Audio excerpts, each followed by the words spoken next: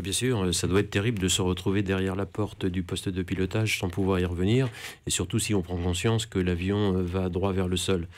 La thèse, je voudrais revenir sur la thèse du suicide. Bien sûr, c'est la thèse qui vient la plus facilement à l'esprit dans ce cas-là.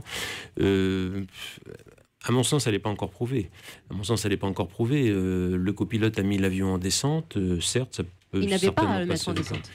Il avait sans doute pas à le mettre en descente. Il a changé la trajectoire délibérément de l'avion.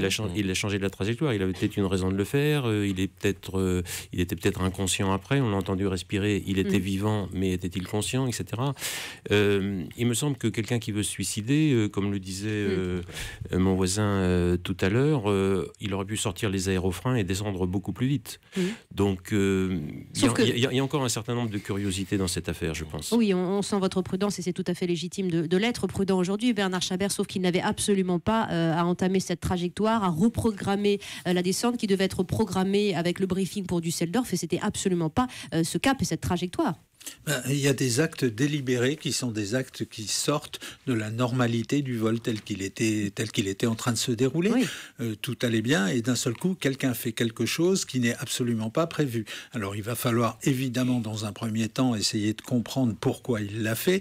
Dans un deuxième temps, il va falloir élargir peut-être le champ d'investigation. Je vous rappelais, je le disais tout à l'heure, qu'actuellement dans ces compagnies aériennes, comme dans beaucoup de compagnies aériennes dans le monde, ça c'est un truc qu'on ne dit pas assez souvent, l'ambiance n'est pas toujours très tendre, c'est un milieu extrêmement dur et quelqu'un qui a des fragilités psychologiques, surtout si les circonstances de sa propre existence peuvent l'amener à prendre une certaine décision dans un moment qu'on peut qualifier de moment d'absence de raison, ça peut mener à ça, effectivement. Ça s'est déjà produit, et peut-être que ça s'est produit encore une fois. Il va falloir essayer de comprendre pourquoi, au-delà du seul comportement de ce jeune homme, si effectivement il s'avère que c'est lui qui volontairement a tué finalement cet avion et tous ceux qu'il contenait.